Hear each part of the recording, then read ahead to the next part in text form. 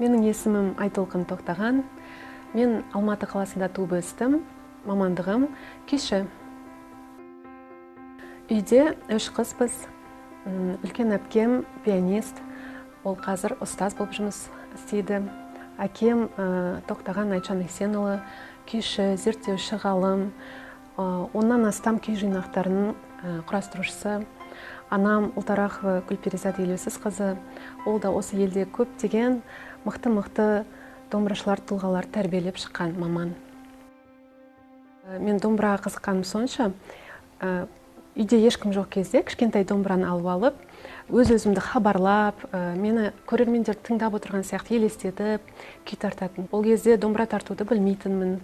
Тіпті тырнақпен тартуды білмей, термен тартып, ол жараланып, қанталап кеткенін де байқамайтын. Мектепте оқып жүргенде маған сабақты анам берді.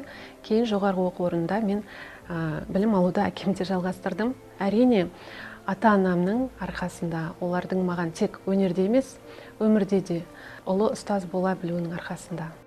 2006 жылы Алматы қаласындағы Ахмет Жұбанов атындағы дарынды балаларға арналған республикалық музыка мектебін тамамдаған соң, мен Құрманғазы атындағы Қазақ ұлттық консерваториясына оқуға түсемін.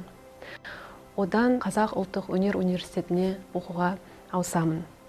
Содан бері бакалавриат, магистратура, енді міне докторантураны аяқтағалы жатырмын. Осы өнер жолында жүрген кезімде мен көптеген халықаралық және республикалық конкурстардың лауреаты атандым. Солардың ішінде ең бір өзіме жақыны, ол Құрманғазы атындағы республикалық конкурста бас жүлде алғаным. Ол кезде 19 жаста едім, және сол конкурс мен үшін бір үлкен серпіліс болды десем болады.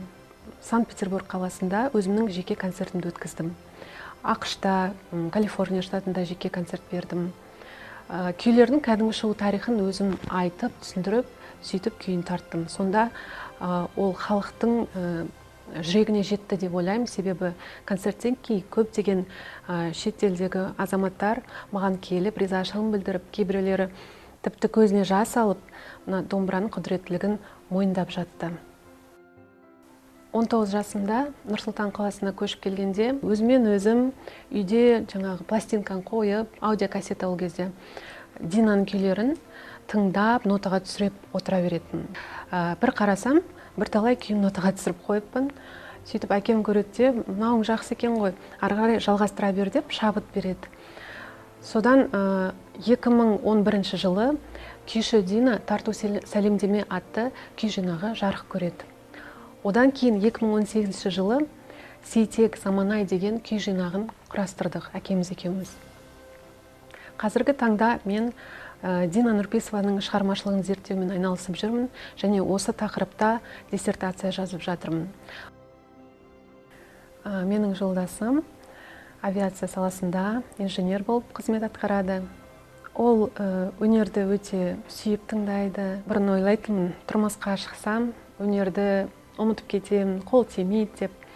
Бірақ тұрмысқа шыққалы бері, ана атанғалы бері мен ерекше шабыттанып, өнерге екінші демім ашылды десе болады. Қазіргі тәуелсіз таңда біздің жастардың көптеген мүмкіншіліктері бар. Өзінің ойларын жүзеге асыруда мемлекет шынымен көптеген бағдарламалармен, жобалармен қолдау көрсетуде.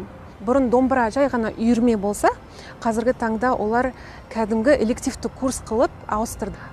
Бұйырса, елбасының қолдауымен бұл тек Нұр-Сұлтан қаласында емес, бүкіл Қазақстан бойынша Назарбаев зияткерлік мектептеріне енгізілмек. Демек, бұл ертеңгі біздің болашағымыз жарқын болады деп сенемін, себебі домбыра ол біздің өткеніміз бен келешегіміз, ол біздің кәдімгі жанымыз, тарихымыз.